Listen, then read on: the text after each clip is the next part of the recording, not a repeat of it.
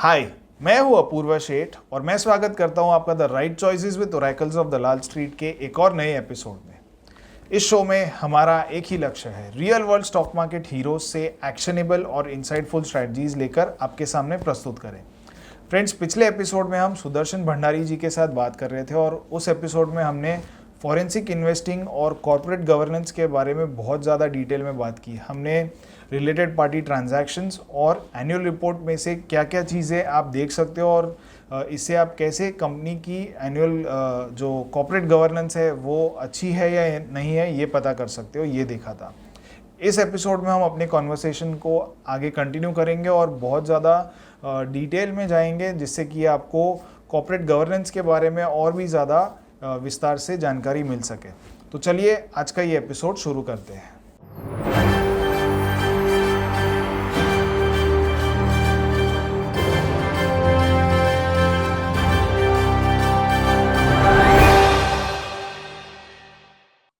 Now coming to credit rating reports. Okay, so credit rating reports are very interesting document. Okay, तो अगर अपन एक credit rating report लेते हैं तो उसमें आपको 3-4 चीजें मिलती है। क्रेडिट रेटिंग एक्शन मिलता है, ठीक है, हेडिंग में ही आ जाएगा कि उनका एक्शन क्या है, अपग्रेड किया, डाउनग्रेड किया, आउटलुक पॉजिटिव है या नेगेटिव है। फिर रेटिंग का रेशनल मिलेगा कि अगर डाउनग्रेड किया है तो आपको ये देखना चाहिए कि वहां पे क्यों किया है। इससे आपको बहुत सारे सीजी इश्यूज के बारे में पता पड़ सकता है। देन यहाँ पे की स्ट्रेंथ्स एंड वीकनेस के बारे में पता चलता है। अच्छा, की स्ट्रेंथ एंड वीकनेस क्या होता है, आज की तारीख में कंपनी में क्या अच्छी चीजें हैं, क्या बुरी चीजें हैं, वो सारी चीजें पता चलती है। फिर एक पार्ट होता है sensitivity factors, rating sensitivity factors. ये आपको ये बताता है कि what are the key points which an investor needs to keep in mind और keep track of it. Sensitivity factors में आपके दो तरह के फैक्टर्स होते हैं, पॉजिटिव और नेगेटिव। पॉजिटिव फैक्टर में आपको बताता है ये पॉजिटिव इवेंट्स होंगे तो कंपनी की रेटिंग बढ़ जाएगी। नेगेटिव फैक्टर्स में आपको बताता है कि अगर ये सारे इवेंट्स होंगे तो कंपनी की रेटिंग कम हो जाएगी। ठीक है, सो यहाँ पे ये चीज होती है। बहुत बार आप देखोगे तो क्रेडिट रेटिंग रिपोर्ट्स में आपको एक दिखेगा इशूअर नॉट कोऑपरेटिंग करके एक रेटिंग आता है। ये क्यों होता है, जब भी अगर आप क्रेडिट रेटिंग एजेंसी अपना क्रेडिट असेसमेंट करने के लिए कंपनी से या फिर इशूअर से डॉक्यूमेंट्स मांगती है, in case they don't cooperate और they don't clarify on the things, तो credit rating companies issue non cooperating rating. Okay, so many companies have issuer non cooperating ratings. ठीक है, इससे जनरली आपको पता चलेगा कि ना, मतलब मैनेजमेंट ने क्रेडिट रेटिंग कंपनीज को भी रिप्लाई नहीं किया। ठीक है, और you can say they are not cooperating, they are not sharing the data. ठीक है, so this is how it is. And sometimes क्या होता है, कंपनी बहुत बार है ना क्रेडिट रेटिंग इवेंट को ही रिस्पॉन्ड कर देती है by issuing a statement saying we don't agree. तो अभी recently I think Indiabulls housing के केस में देखा गया था, एक क्रेडिट रेटिंग एजेंसी ने उन्हें डाउनग्रेड किया था और इंडिया बुल्स हाउसिंग ने उसका क्लैरिफिकेशन फाइल किया। इस केस में आपको क्या करना चाहिए, पहली बात तो ये आप ये देख लो कि कंपनी के बीच में और क्रेडिट एनालिस्ट के बीच में क्या डिफरेंसेस हैं। ठीक है, you just need to figure it out. Then आप ये पढ़ लीजिए कि कौन क्या बोल रहा है, तो इससे आपको आइडिया लग जाएगा कि who will be the right person to trust on. ठीक है, वेदर कंपनी और whether a credit rating agency. ठीक है, देन यहाँ पे होता है, बहुत बार ऐसे भी होता है कि आई थिंक अभी एक केस हुआ था थोड़े टाइम पहले, एक कंपनी ने क्रेडिट रेटिंग एजेंसी के साथ ही अपना एग्रीमेंट ही टर्मिनेट कर दिया। Okay, so now the company don't want that credit rating only. अपन बात क्रेडिट रेटिंग विड्रॉ की नहीं कर रहे, क्रेडिट रेटिंग टर्मिनेशन की कर रहे हैं। सो आप ये समझिए कि एक कंपनी है जिसके पास लोन है, उनकी 3-4 क्रेडिट रेटिंग एजेंसीज है, वो एक पर्टिकुलर कंपनी का एग्रीमेंट टर्मिनेट क्यों करेगी? आइदर तो वो उसको हायर ही नहीं करते, या फिर अगर हायर किया है तो उसको पूरे पैसे देंगे प्लस उससे क्रेडिट रेटिंग रिपोर्ट भी लेंगे। बट अगर किसी को टर्मिनेट कर रही है, दिस मीन्स, और you can say there is a potential red flag कि might be that credit rating agency is going is must be having some concern against the company. ठीक है, तो वो चीज़ होती है जो अपने को तो हमेशा दर्शन मेरा एक सवाल है कि जैसे कि क्रेडिट रेटिंग एजेंसीज जो होती है उनको अपॉइंट भी कंपनीज ही करती है और पेमेंट भी वही कंपनी देने वाली है। Right, so there would be some rating fees होती है, वो देना पड़ता है, ठीक है। तो why will rating agency go against the company and give a negative rating report?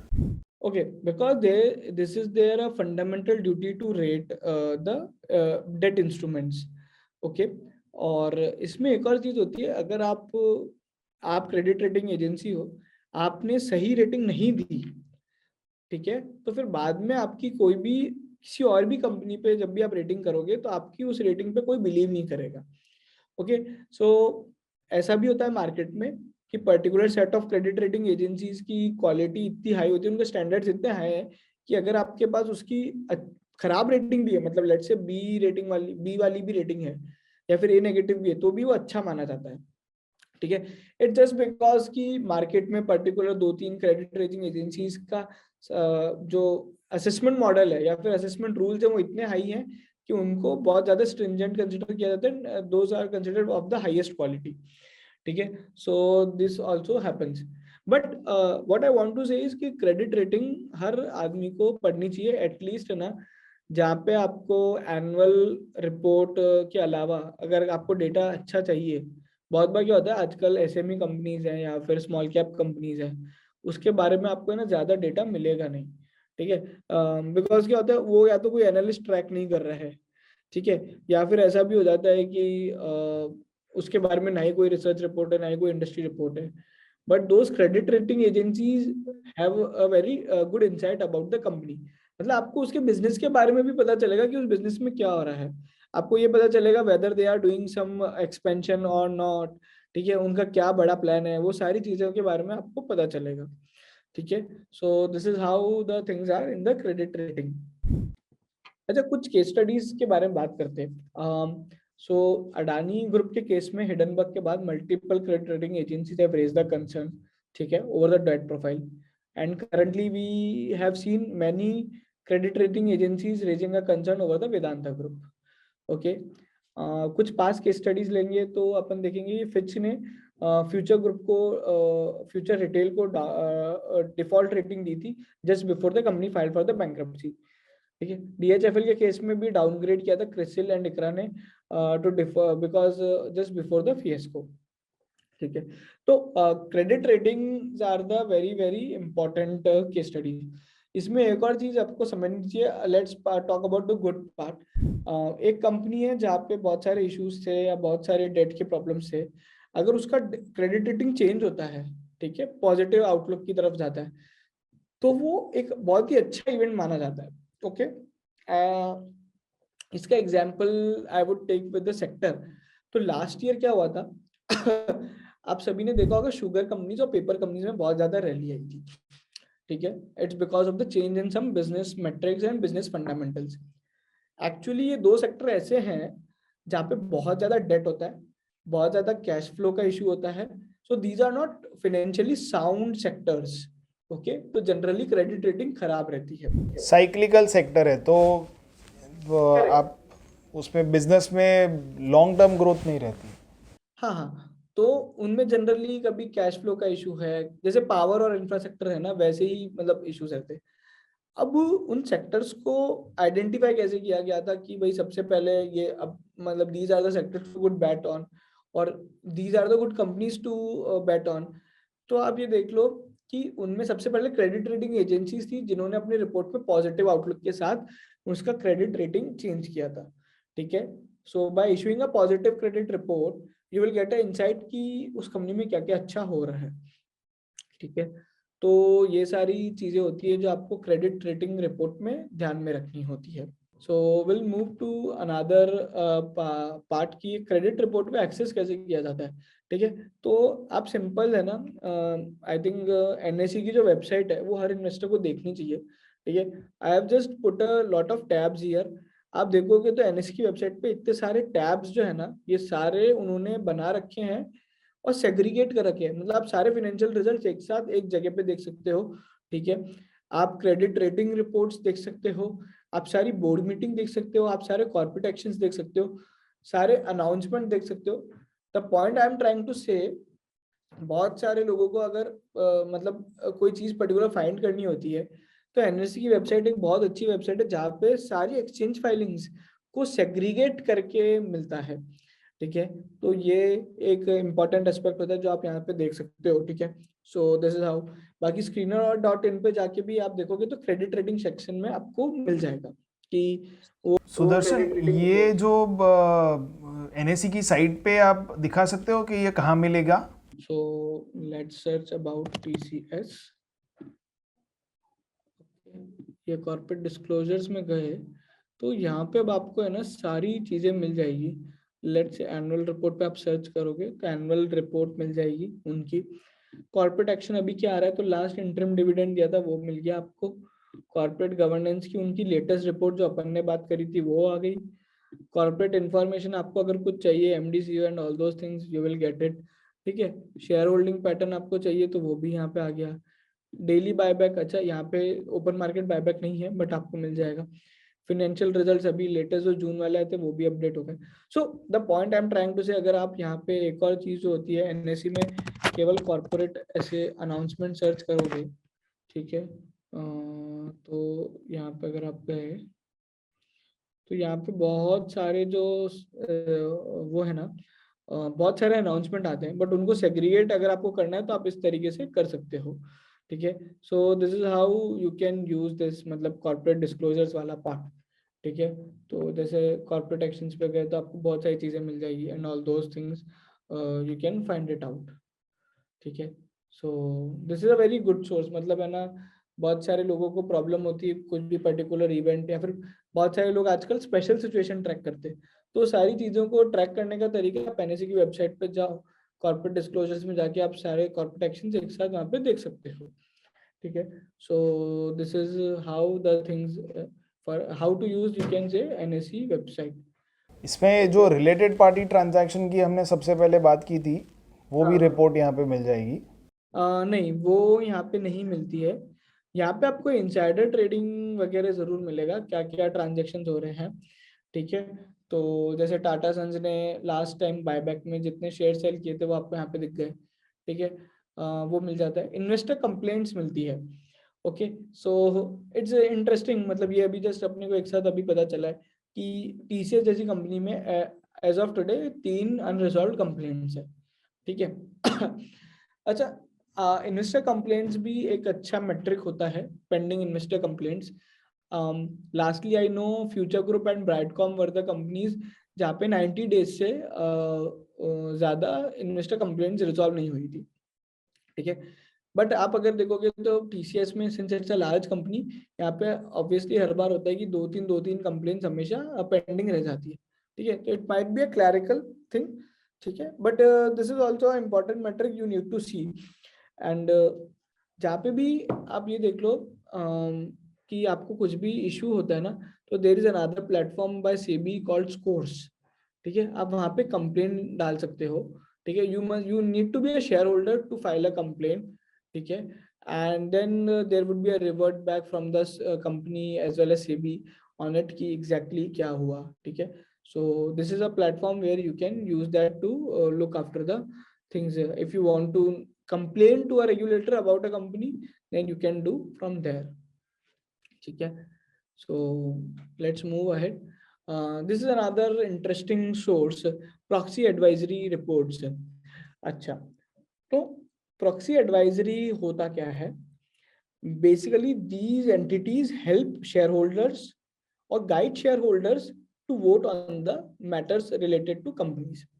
ठीक है, आज मान लीजिए मैं एक इन्वेस्टर हूँ, they are giving, they company send me a proposal for approval for a voting कि we want to do a capex of 100 crores for a capacity expansion. Okay, I being an investor or being an institutional investor might not have a eligibility, or you can say मेरे पास rights resources नहीं है to जज करने के कि ये capacity expansion जो plan हो रहा है ये सही है या नहीं है, ये कंपनी के हित में है या नहीं है. ठीक है, इसलिए यहाँ पे प्रॉक्सी एडवाइजरी रिपोर्ट्स आती है. प्रॉक्सी एडवाइजरी रिपोर्ट्स आपको ये बताती है, आपको गाइड करती है कि कंपनी का जो आपका प्रपोजल आया वोटिंग के लिए, वो आपको उसमें सही अगेंस्ट में वोट करना है या फिर आपको कंपनी के मतलब एग्री करना है या फिर आपको डिसएग्री करना है। ठीक है, तो this is a very important thing, आपको पढ़ना चाहिए। ठीक है, बहुत दो तरह की रिपोर्ट्स होती है इसमें भी, अभी अपन समझते हैं। एक होता है views on material events and transactions. तो जनरली प्रॉक्सी एडवाइजरी इंडिया में तीन है, इनगवर्न है, IIAS है और SES गवर्नेंस करके है। ये सारी कंपनीज हर तरह के EGM या फिर हर तरह के शेयर होल्डर प्रपोजल पे अपना ओपिनियन देती है। Okay, now we'll talk about it, how you can access those opinion. Okay, but let's come to the second part of the report. ये कंपनीज जो प्रॉक्सी एडवाइजरी कंपनीज होती है, कुछ governance related matters पे अपनी special reports भी निकालती है।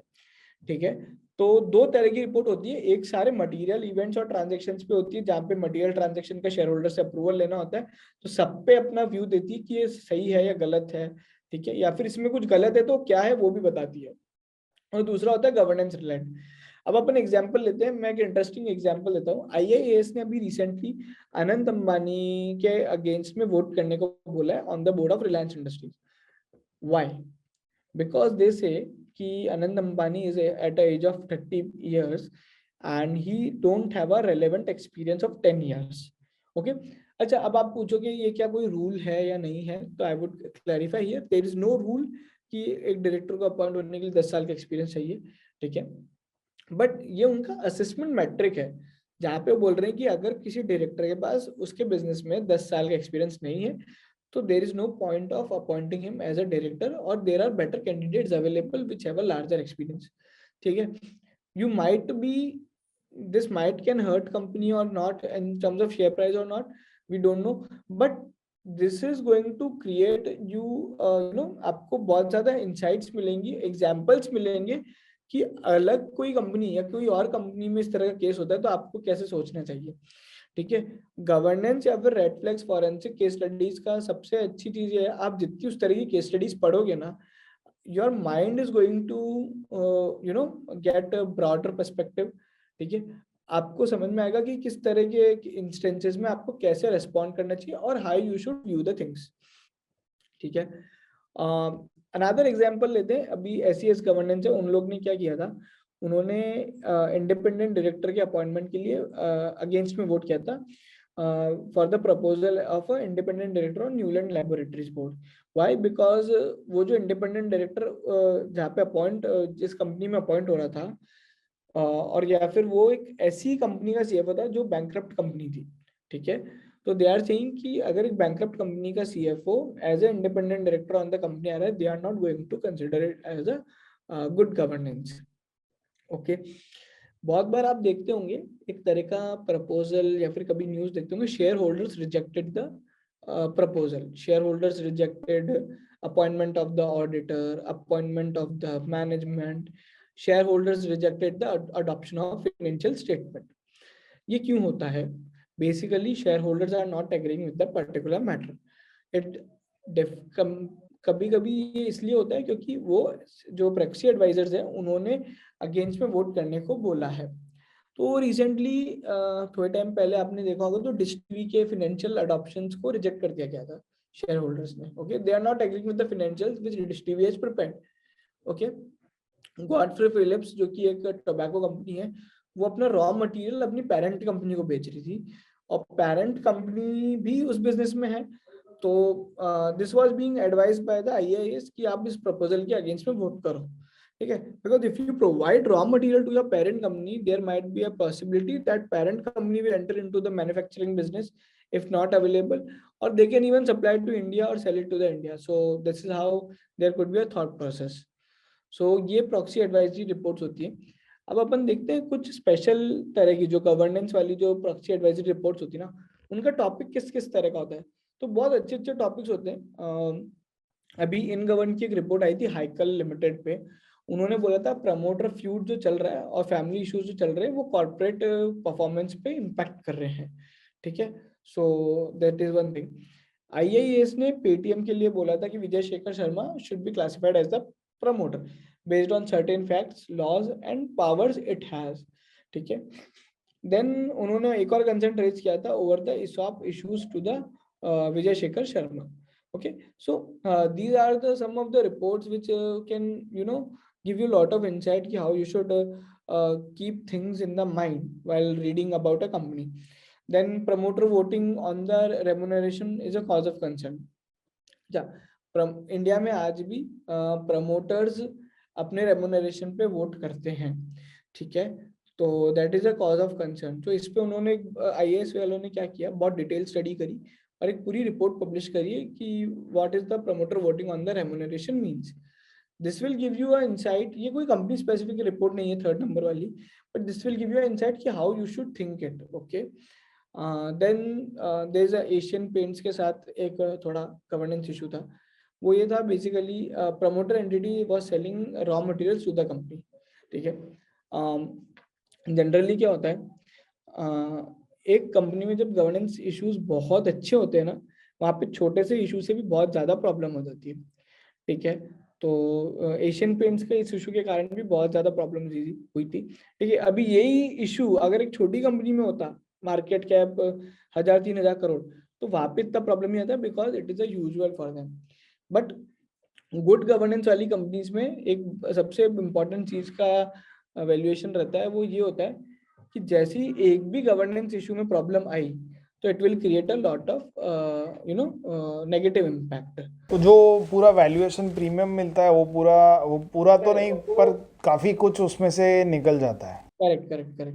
So this is how the proxy advisory reports आती है. अच्छा, प्रॉक्सी एडवाइजरी रिपोर्ट्स को एक्सेस कैसे कर सकते हो? तो 2 चीजें हैं. पहली बात तो ये, अगर अपन इस वाली रिपोर्ट्स की बात करें जहाँ पे आपको प्रपोजल्स पे जो एडवाइजरी आती है, ये एक प्रीमियम सर्विस होती है, इसको आप एक्सेस नहीं कर सकते हो. ठीक है, बट इसको एक्सेस करने का एक तरीका है जो अभी मैं आपको ऑनलाइन दिखा दूंगा. ठीक है, बाकी जो गवर्नेंस वाली रिपोर्ट होती है, लाइक हाइकल पे आई थी, पेटीएम पे आई थी, ठीक है, या फिर एशियन पेंट्स वाली, वो आप सिंपली इन वेबसाइट्स पे जाके, जैसे कि iisadvisory.com पे जाओगे और वहाँ पे एक टैब दबाओगे इंस्टीट्यूशनल आई का, स्पेशल्स का, तो you can access those report जो कि मैंने अभी बात करी फॉर फ्री. ठीक है, देन इन गवर्न की इनसाइट्स करके एक टैब करके आता है जहाँ पे आपको सारी रिसर्च मिल जाएगी. सिमिलरली एसईएस गवर्नेंस में भी गवर्नेंस रिसर्च करके एक सेक्शन होता है जहाँ पे आप इनको एक्सेस कर सकते हो. सो दिस इज हाउ. अच्छा, अगर अपन बात करें जो शेयर होल्डर्स के सबसे ज्यादा काम आता है वो क्या है, तो जैसे कि कोई भी प्रपोजल आता है और उस पर ओपिनियन देना होता है, तो आप उसको कैसे सर्च कर सकते हो. ठीक है, या फिर वो गवर्नेंस इशू है या नहीं है, तो वो आप कैसे पर्टिकुलर आप देख सकते हो. तो आप क्या करो, proxy adviser to vote against search कर लो. ठीक है, तो जैसे ये अनंत अंबानी वाला है, ये इसी तरीके से निकाला था. ठीक है, थोड़े टाइम पहले उन इसी प्रॉक्सी एडवाइजर्स ने एसीसी और अंबुजा की कुछ particular resolutions which is mostly of a related party transactions with respect to coal procurement from Adani Enterprises के अगेंस्ट में वोट करने को बोला था. ठीक है, तो यहाँ से आप चीजें देख सकते हो. ओके, सो लास्ट अपन ने देखा, तो मैंने एग्जैक्टली अभी क्या किया था, मैं वापस एक बार रिवाइज कर बता देता हूँ. मैं what I have done is I go to, actually exactly क्या होता है, इसको बोलते हैं voting proxy advisory voting results.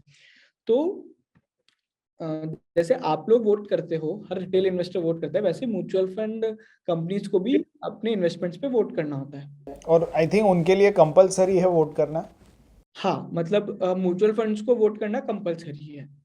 ठीक है, for a retail share holder it's not compulsory, मतलब बहुत सारे में पार्टिसिपेशन आपको दिखेगा भी नहीं. ठीक है, दैट्स व्हाई इट हैपेंस कि कोई भी रिलेटेड पार्टी ट्रांजैक्शन है, even though it is against the company, it gets pass through because इतना पार्टिसिपेशन वोटिंग में था ही नहीं. ठीक है, तो इसलिए हो जाता है. But the good part is that कि there is a disclosure requirement by mutual fund companies on the mutual fund companies कि उन्होंने जो भी तरह की वोटिंग करी है वो डिस्क्लोज करनी पड़ती है अपने इन्वेस्टर्स को, एंड वो पब्लिकली अवेलेबल होता है. तो वैसे ही मैंने एक डॉक्यूमेंट अभी एक्सेस का निकाला. आपको सिंपल है, प्रॉक्सी वोटिंग रिजल्ट सर्च करना है और एचडीएफसी डालो, डीएसपी म्यूचुअल फंड डालो, सैमको म्यूचुअल फंड्स डालो, आपको वो वहां पे उसके वेबसाइट पे दिख जाएगा. ठीक है, और ये उस तरीके का ऐसा दिखता है करीबन, स्लाइड शो में आते हैं। हाँ, तो ये प्रॉक्सी एडवाइजरी वोटिंग रिजल्ट्स इस तरीके से दिखता है।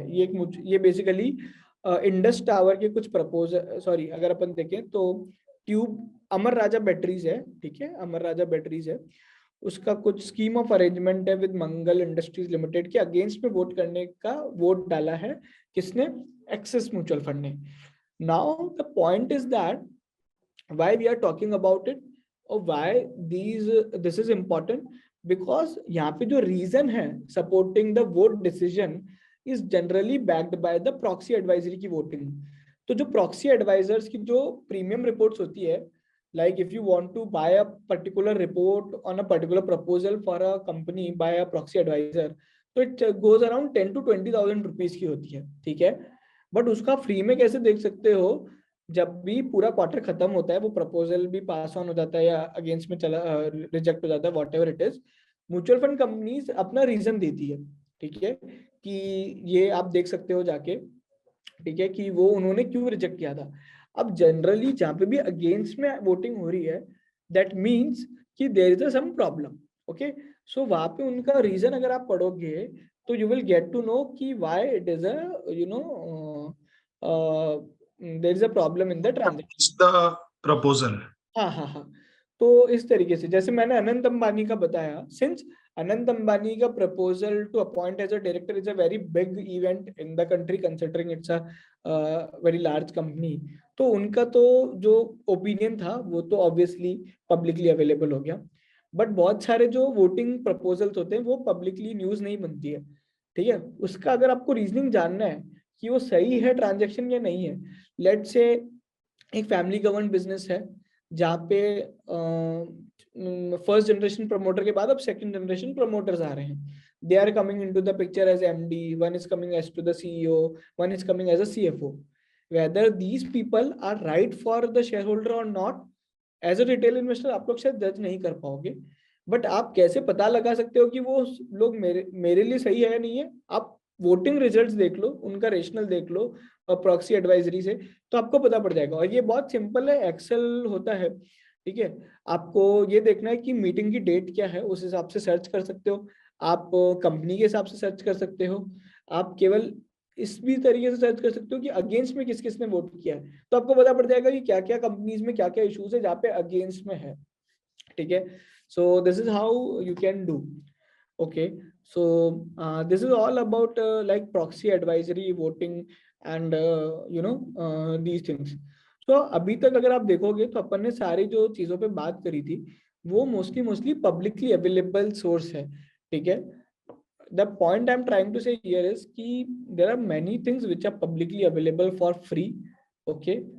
Investor can find it out and research about it in multiple ways, okay. Generally governance को तरीका जो अगर है पता लगाने का, वो एक छोटे से छोटा ट्रांजैक्शन भी हो सकता है, ठीक है। अगर आपको एक चीज नेगेटिव मिलती है, you can find it out more about it, okay. Let's talk about, उसमें एक कहावत है कि there is never a single cockroach in the kitchen. Correct, तो वैसे ही वो अगर एक जगह पे कहीं पे कुछ गड़बड़ आपको दिख रही है तो शायद probably there are more cockroaches. Correct. तो अभी कुछ अदर सोर्सेज हैं जहाँ पे आपको मिल सकता है। तो वोटिंग रिजल्ट्स एक बहुत अच्छा सोर्स होता है। अभी we are talking about so many voting results, I will try to take you an example. एक अच्छी डिफेंस कंपनी है, उसके वोटिंग रिजल्ट्स में अभी क्या पता पड़ा था कि प्रमोटर के बीच में फ्यूड है, okay. What exactly happened, okay. तो वोटिंग रिजल्ट जब आते हैं, ये मोस्ट इम्पॉर्टेंट है from a promoter govern companies में। आपको ये देखना चाहिए कि जो वोटिंग रिजल्ट्स आ रहे हैं, ठीक है, उसके अगेंस्ट में या फॉर में किस किसने वोट किया है। तो अभी क्या होता है, सोलर इंडस्ट्रीज के अंदर ये पता चला, प्रमोटर फ्यूड के बारे में पता चला। Basically there is a dispute between the promoters and how मतलब इट वाज आइडेंटिफाइड, बिकॉज एक ही प्रपोजल पे दो प्रमोटर सब ग्रुप्स ने अलग अलग वोटिंग करी है। So this means there is a tussle between the promoters, okay. So this is how you can find out the things. अभी एक और केस में रिसेंटली हुआ, आई थिंक फिनोलेक्स केबल है, it is in news today. Finolex cables में भी यही हुआ है, वहाँ पे दो प्रमोटर्स हैं जो लड़ रहे हैं, ठीक है। तो वहाँ पे भी एक इशू आया था सामने, you know, NCLT and all those matter वहाँ पे पहुंच गए, बट बेसिकली दो प्रमोटर वहाँ पे फाइट कर रहे हैं फॉर अ बेसिकली इशू। तो एक और चीज आपको समझनी है, प्रमोटर फ्यूड या फिर management feud with the promoter और a management feud, management dispute is also not good for the company, ठीक है। तो वोटिंग रिजल्ट्स भी आप देख सकते हो, बहुत सिंपल होता है। लेट्स से अभी अपन गए वोटिंग, सोलार इंडस्ट्रीज ही सर्च करते हैं, and you just search here voting, I think यहाँ पे इसका नाम होता है पोस्टल बैलेट स्क्रूटनाइजर रिपोर्ट, ठीक है। ये मैंने खोला और यहाँ पे अगर आप देखोगे तो ये प्रमोटर ग्रुप की वोटिंग थी, particular adoption of financial statement पे, ठीक है। Percentage of vote against that proposal, percentage of votes in the favour. Promoter group ने ही दो तरह की वोटिंग करी है, मतलब 60% of the promoters are agreeing with the adoption of financial statement, 40% are not agreeing with the adoption. So इससे आपको पता चलेगा कि प्रमोटर के बीच में फ्यूड है, and this creates a lot of negative sentiment on the company. एक और चीज क्या हो सकती है, हमेशा ये देखना चाहिए पब्लिक इंस्टीट्यूशंस आपके प्रपोजल पे कैसे वोट कर रहे हैं, ठीक है। बहुत बार होता है public institutions, significant public institutions reject the particular proposal, okay. जैसे फॉर एग्जांपल अभी ये पर्टिकुलर ट्रांजैक्शन है, some appointment of a director who retires by rotation, यहाँ पे 2.68% पब्लिक इंस्टीट्यूशंस ने रिजेक्ट किया है, मतलब अगेंस्ट में वोट किया है, ठीक है। अभी ये कोई पर्टिकुलर ट्रांजैक्शन है, reappointment of whole time director, उसके अगेंस्ट में 28% पब्लिक इंस्टीट्यूशंस ने अगेंस्ट में वोट किया है। So these are some other insights जहाँ पे आपको सब चीजें पता चल सकती है, ठीक है। Last two things which I want to talk about is there is another source, lately it has been discovered. तो ये NFRA है, national financial reporting authority. So this is a new regulator in the industry और in the Indian regulatory system. इनका main काम है financial check करना, सही बने हैं नहीं सही बने हैं, ऑडिट सही हुआ है या नहीं हुआ है, ठीक है। अच्छा, NFRA is very active today, ठीक है। NFRA ने बहुत सारे ऑडिटर्स के अगेंस्ट में मतलब अपना ओपिनियन पास ऑन किया है, ठीक है। सो लेक्सस ग्रैनिटो लिमिटेड के एक ऑडिटर हैं, उनके अगेंस्ट में हुआ है। DHFL की ब्रांच ऑडिट्स में जो लैप्सेस मिले थे, ठीक है। यहाँ पे आप बहुत सारे ऑडिटर्स के बारे में देख सकते हो, ठीक है। I think there are some 2-3 even relevant companies also. यहाँ पे एक दो नाम थे, आई थिंक मैन इंडस्ट्रीज, जैसे अपन ने बात किया, तो मैन इंडस्ट्रीज के अगेंस्ट में भी ऑर्डर है, जहाँ पे सेबी भी फॉरेंसिक ऑडिट कर रहा है और NFRA ने भी ऑडिट रिपोर्ट निकाला है, ठीक है। तो इस तरीके से होता है। इसमें एक दो और कंपनी थी जिसका नाम है, PSP प्रोजेक्ट्स भी यहाँ पे आई थी, और एक महिंद्रा रिसोर्ट्स लिमिटेड भी आई थी, ठीक है। तो ये एक एडिशनल सोर्स है जहाँ पे आप ये देख सकते हो, आई थिंक ये फाइनेंशियल रिपोर्टिंग क्वालिटी है, ठीक है। तो दो तरह की रिपोर्ट आपको मिलती है, financial report quality review FRQR और AQR audit quality report. Audit quality report यानी ऑडिटर्स के बारे में होती है, ऑडिट सही से हुआ है या नहीं हुआ है। फाइनेंशियल रिपोर्टिंग हमेशा ये बताता है फाइनेंशियल सही से बने या नहीं बने, ठीक है। तो ये 2-3 रिपोर्ट्स हैं जहाँ पे आप देख सकते हो, these report highly don't create any impact on the company, but it's important to look over it, okay. तो ये एक एडिशनल सोर्स है, फ्रीली अवेलेबल है अगेन, ठीक है।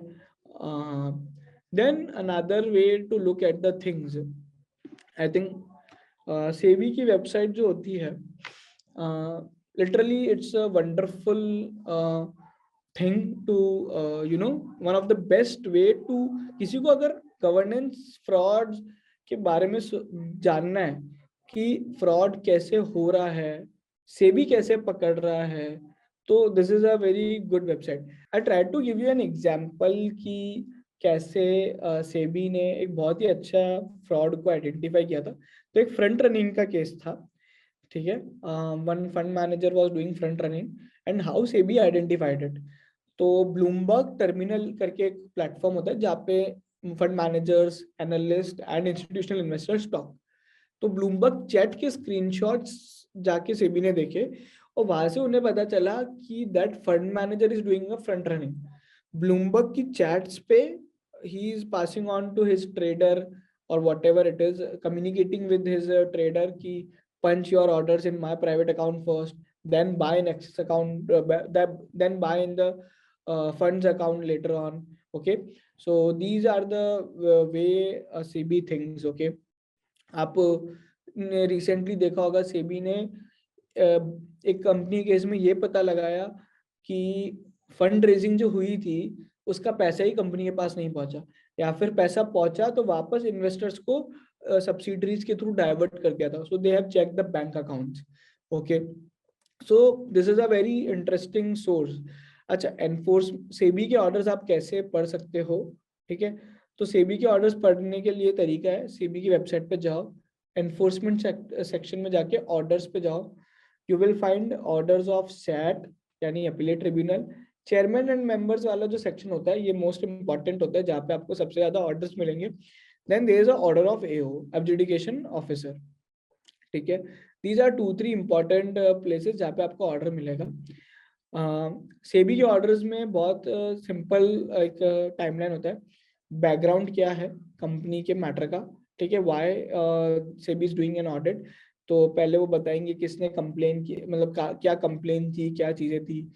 फिर उसको जो सबसे पहले शो कॉज नोटिस भेजा जाता है उसमें क्या लिखा हुआ था, फिर उसका रिप्लाई क्या आया, फिर उसको सेबी ने कैसे देखा, सेबी ने क्या एनालाइज किया, किस चीज को किससे कोरिलेट किया, कौन से एविडेंस, कौन से लॉज पे के बेसिस पे SEBI is filing their you know response और all the things.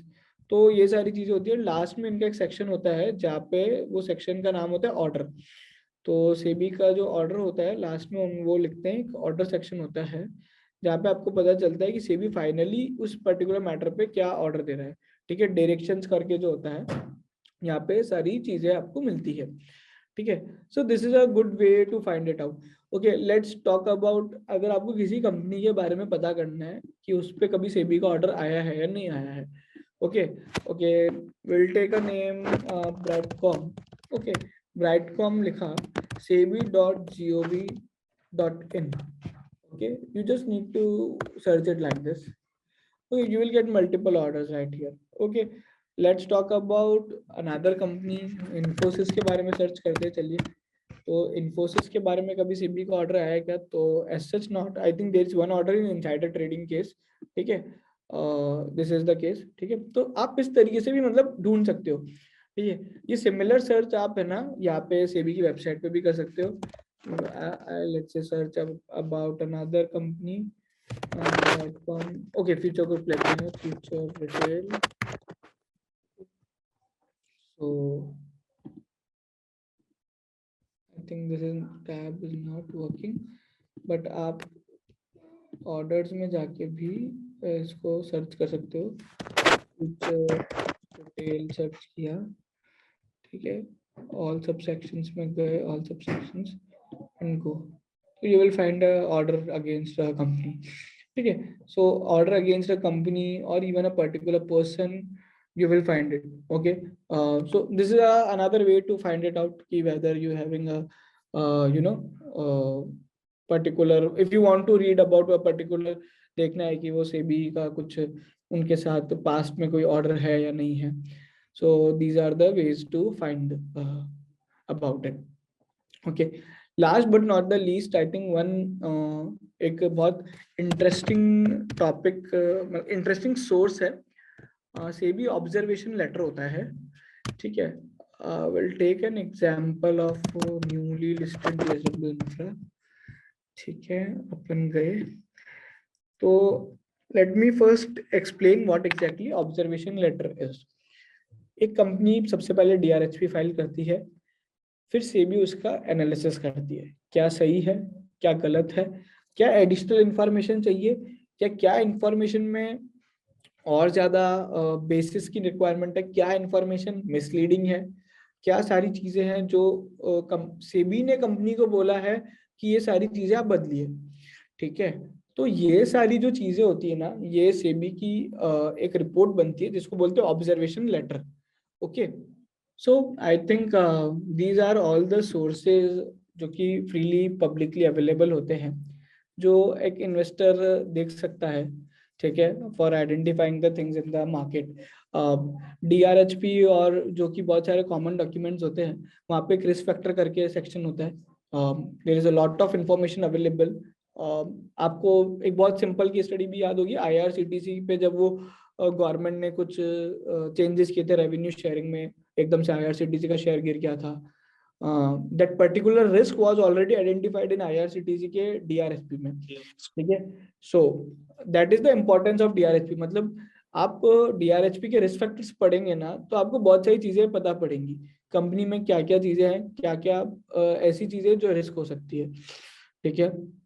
So this is the basically crux. I think I just like last but not the least, I would request the viewers who want to know more about it. Okay, they can just scan through this particular QR code, and they can just join on the multiple social media platforms where we are. I'll take just 5 minutes to explain what we are doing on all the platforms. uh, let's talk about first Twitter. So Twitter pe we all platforms are, you can just search it on the by name of Beat the Street. Okay. So Twitter pe we mostly doing forensic and corporate governance analysis. We try to post any red flag we find in the company. Okay. On YouTube, we do a deep dive on the particular stock or a sector. Okay, we don't talk about stock prices or targets, but we talk about more on the business side. कि actual में business क्या है? Okay. Then on a Telegram, we run an automated news feed, which basically helps you to track about what's happening in the market. So any news which is affecting the stock prices or stock market today, okay, whether it's exchange filing, whether it's posted by any news media, we try to collect it and post it on a real-time basis on that particular Telegram channel. Okay, so these are a few platforms where we are active, and an investor can use for taking their informed decision. So I think that's all from my side, and I would be looking forward for your comments. Every viewer, I request to give their comments, okay, and feedback. And if they have any questions related to all the things we have discussed, I would definitely like to know in the comment section, and I will try to reply every query as you ask on a comment section. So looking for your feedback as well as your queries. That's all from my side. सो सुदर्शन जी, काफ़ी detail में हमने ये सारी चीज़ें cover की. Thanks a lot for sharing so much of information and so much of sources. बहुत सारे sources आपने हमें यहाँ पे दिए है. तो इसके पहले कि हम शो अंत करें, हमारी एक प्रथा रहती है कि हम कुछ रैपिड फायर क्वेश्चंस पूछते हैं. तो मैं क्विकली पूछ लूँगा, बहुत सारा समय ले लिया मैंने आपका. तो मेरी सबसे पहला सवाल रहेगा कि what is your most favourite book? Okay, my favorite book is I think Dr. Vijay Malik की जो book है, Peaceful Investing. Full investing. Yeah, so this is one book I would like to, every investor should read it. And more on the top of it, they should read Dr. Vijay Malik's blog. Okay, so that is a very, very deep insights on those blogs. So yeah. So even I would like to request our viewers के अगर किसी को भी sectors में deep dive करना है, तो I think doctor Vijay Malik rights beautifully about all the sectors. अगर आपको कोई भी सेक्टर के बारे में पढ़ना है, कैसे काम करता है वो सेक्टर, तो शायद उनसे बढ़िया अब तक शायद मेरे दिमाग में कोई आ नहीं रहा है कि जिन्होंने इंडियन मार्केट्स के ऊपर लिखा हो. So please make sure you go and check out the blog. और लास्ट क्वेश्चन मेरा रहेगा कि what is your life lesson that you would like to share with all our viewers?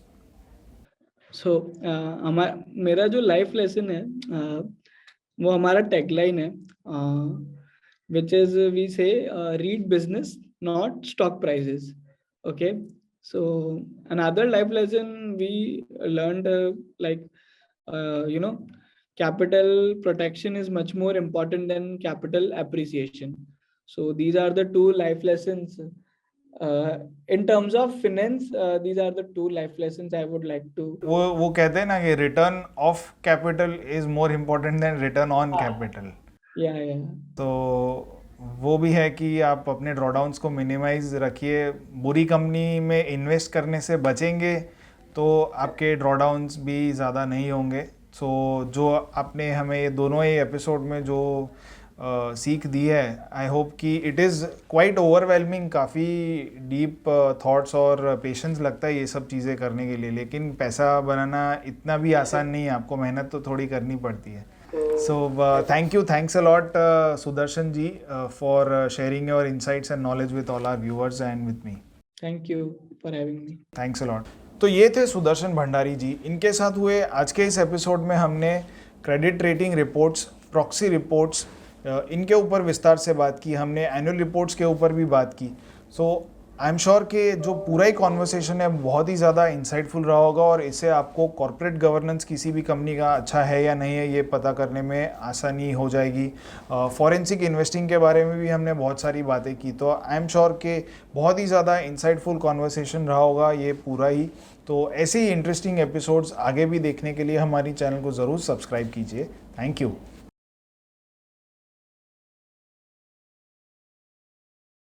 Samco trading app, आप ही के trading का अनदेखा सच. Investments and securities market are subject to market risks. Read all the related documents carefully before investing.